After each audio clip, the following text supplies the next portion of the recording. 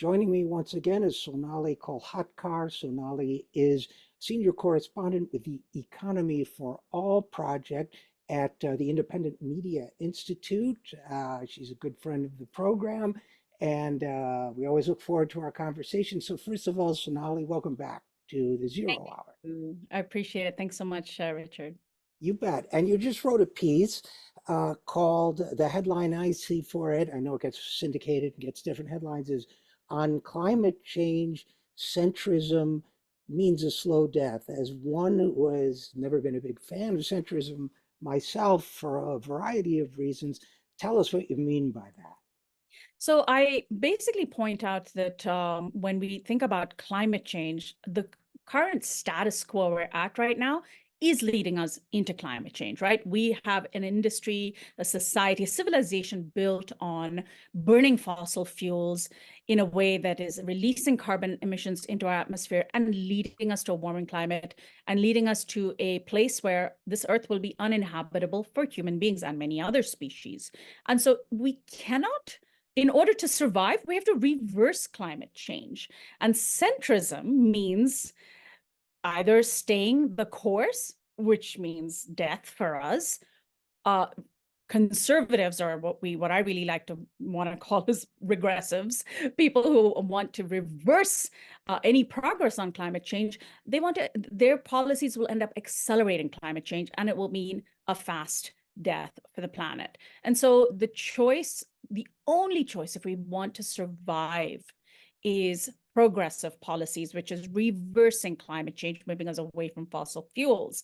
And when we hear, especially this election year, any debates around climate change, when you hear the centrists, particularly those in the Democratic Party, pulling progressives back from what they deem radical far left solutions, what they're promising us is a slow death from climate change compared to Republicans who are promising us a fast death. That is not a choice. And so I wanted to really clarify for us, all of us who are interested in surviving climate change, which actually is a majority of Americans, almost regardless of their political spectrum, a majority of Americans now see with their own eyes and feel and understand where they live. They are seeing the climate change around them, and they don't want either a slow death or fast death. They want the species to survive. We cannot be centrist on this issue. And one of the things you point out, by the way, in your piece, is that in the case of the planet, being conservative is actually destructive, and being progressive is being conservative because you're of course conserving the planet. But one of the things that struck me in reading your piece, Sonali, was there was a graph that got widely circulated a month or 6 weeks ago, I think partially because Hillary Clinton tweeted it out and then people began commenting on it. But it showed the arc of climate change and the planetary temperature under current policies, proposed Biden policies, proposed Trump policies. And, there's a probability wave on either side of every one of those curves.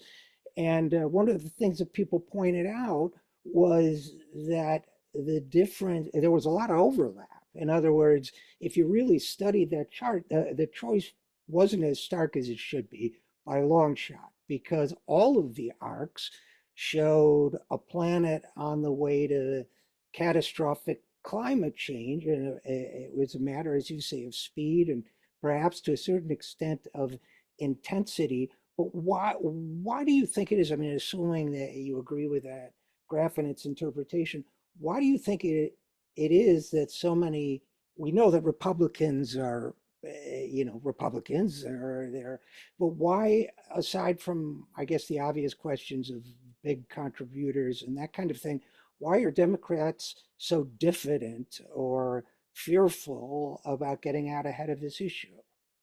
I think they're constantly afraid of, losing the centrist voters. They're afraid of losing the middle America. They're afraid of losing white voters who tend to be conservative, instead of seeing that their base is actually progressive whites and people of color. Another big issue is the oil companies. So we know, for example, that Trump basically in the last few weeks very likely broke laws of ethics when he at fundraisers with oil and gas executives literally offered quid pro quos. He said to them, if you give me $1 billion now, this was reported at a fundraiser in Mar-a-Lago. If you give me $1 billion now in campaign funding, I will basically give you the tax breaks, remove the regulations, and you are going to reap 10, 100 times more than that in profits. It's a quid pro quo. It's not allowed. And some senators have opened up an investigation. So Trump is actively and openly quoting oil companies. Biden, on the meanwhile, had an uneasy truce with oil companies because although he has been pushing to get rid of the tax breaks that oil companies enjoy now, he also had kind of allowed oil drilling to continue and had been approving permits for oil drilling to continue. But now, these are billionaire CEOs, and they're looking at Trump as the better choice. And so they're throwing in their lot with Trump because to them, it doesn't matter if Trump is a demagogue, a fascist. In fact, democracy is antithetical to profit. So it's almost better for them to have somebody like Trump in power. And I think Democrats see that and they're scared of that, which they shouldn't be because a billionaire still gets one vote, right? And each of us have individual votes. And so we really need the Democrats strongly pivoted toward radical solutions on the climate. We could very likely see their support going up in the polls. Now, you and I talked just a few weeks ago about Biden's position on electric vehicles. If Biden allowed vehicles, cheap EVs from China, to be accessible to Americans, he could actually meet his climate goals. But he is talking about national security concerns with China, not very different from Ron DeSantis, who signed a bill in Florida that was basically saying, don't say climate change, similar to the don't say gay bills, scrubbing mentions of climate change from Florida state law and saying, we're going to keep China out of our state. I mean, both Republicans and Democrats are like pointing fingers at China instead of solving our climate crisis. And that's unacceptable. They should be far apart on climate change, not so close together. A couple thoughts, Sonali, about all of that. One is getting rid of the tax breaks for oil companies. I can recall when 10, 15 years ago, the oil companies were actually asking the Congress to get rid of those tax breaks because it was a political embarrassment to them. And in the long run, it wasn't a lot of money to them. I think in the 2010s or 2000s, it was, $4 billion a year or something trivial by their accounts. But the whole account of how, Biden, like centrist Democrat, and he's not centrist in everything, okay, but like a lot of centrist Democrats has sort of tried to play ball a little with the oil industry. It's like they say, you can't keep a tiger as a house pet. They always turn and bite you. And it seems to me that this should be no surprise. You don't get any credit from them for going soft on them. And I wanted to talk a little bit more about the politics of it, which you mentioned. It seems to me that there are some conventional wisdoms at play here when it comes to the environment among centrist Democrats that are probably worth challenging and that you address to a certain extent as well. I mean, one is the science of it, which you describe it like the slow death outcome. But the other is just from a political point of view, I'm sorry, Harry S. Truman didn't say, but he kind of said, he gets paraphrased as saying, in a race between a Republican and a Republican, the Republican wins every time, right? If you don't distinguish yourself, if there's, here Trump gave Biden the perfect opportunity by being openly corrupt in front of the oil investigators. But if you as president, as a Democratic president, are giving out all these oil leases and doing these other things, it becomes harder to stake your distinction from them and to claim the loyalty of young voters. And I think there's also conventional wisdom that says that Black voters don't care much about the climate, which is being challenged by new polling. I even wonder if the White House has seen that new polling. So it strikes me that not only is this a slow death for the planet, but it's not great shakes for the Democratic Party's prospects either. Do you think that's right or wrong? I agree. I mean, it's absolutely true. The problem with the Democratic Party is every time there's an election, you have the centrists speaking loudly about how centrism is the only thing that's going to help the Democrats win elections. And that scares anybody who is attempting to actually adhere to the party's platform. One of the things that I cite in my latest story was a wonderful piece by Ben German in Axios, who reported that the Democratic challenges to oil and gas corporations have come in the form of, quote, homework assignments for companies and requests for Justice Department investigations. That is the extent of it, in his words. Of course, I would add to that the fact that Biden has proposed ending tax breaks for oil and gas companies and has a temporary pause on some natural gas permits, but he's allowing drilling in other places. So this is the kind of thing that, all it takes, it's a game of rhetoric. And I think Biden is hoping that we're not going to be able to see past the fact that behind his rhetoric, there aren't that many strong policies. And meanwhile, Trump is out there openly promising the moon, the sky, the earth to oil and gas executives.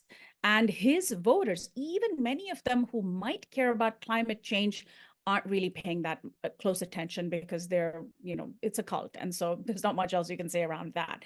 And I think this is really, really important and worth pointing to, because we have to convince, especially those Democrats in an election year who are veering towards centrism, that being radical on the issue of climate is a winning issue.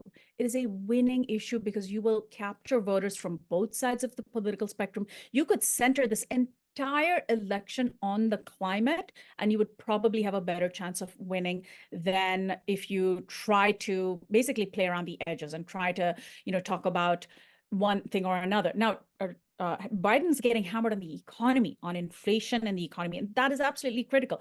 You and I focus very much on the economy. Those two things are not mutually exclusive. Right. Solving the climate crisis and having a progressive economy can go hand in hand. You can have a jobs program that focuses on energy, green energy infrastructure. You can have subsidies for solar panels on rooftops, which is actually one of the most efficient way to deal with the electricity demand from the high EV sales that are happening right now. There are so many ideas that they could really zero in on and really coalesce around and fixate around and have a better chance of winning the election than what they're doing now, which is just tinkering at the edges. And there's another piece of it that they don't seem willing to do, which is to tie climate change to people's everyday lives. It seems like there's a self-fulfilling prophecy where they think, well, it's too abstract for people, so they leave it abstract. You open your piece, Sonali, with a report citing something written up in the Miami Herald, National Oceanic and Atmospheric Administration's forecast. And the Miami Herald gave it the headline, Brace Yourself, Florida. NOAA is predicting that 17 to 25 named storms could form this year, the highest ever forecast by the federal agency. And of course, we know that Miami is essentially sinking, or portions of it are. At the same time, in the last week, there was an article in the New York Times about 6 New York City neighborhoods dealing with the consequences of climate change. You have farmers in the Midwest and farming communities dealing with the consequences of climate change. You have ski communities in the West. I mean, we could go on and on. So it seems to me that the other piece of it that is missing because of centrism on the Democratic side of the aisle is tying it together with people's lives. Why your homeowner's insurance may be going up, at least one of the factors, on and on and on. Price of gasoline, price of this, price of that. Why you don't have a affordable electric car alternative. If you live in Miami, why you're at risk of flooding. We could go on forever, but the point is, I don't see anybody out there uh, at the national level really hammering home the point that climate change isn't a someday thing, it's a now thing. Yeah, one of the journalists, and this is where journalism is so important, right? You and I have audiences, but we need those journalists who have the national megaphones that are mainstream. And there, things are improving. Media coverage has improved. Would have been nice if we had had the same kind of media coverage we have now 20 years ago, when you and I and other progressive journalists were doing coverage of climate change and challenging mainstream media to do the same. But I cited NBC News climate change reporter Steve McLaughlin, who's one of the few journalists who is talking not only about climate change happening now, tying it to the predictions that are coming and tying it to government policy, right? The Miami Herald covered the NOAA report without mentioning the fact that Ron DeSantis is at that moment signing legislation rolling back progress on climate change. That was extremely irrelevant framing. They left it out.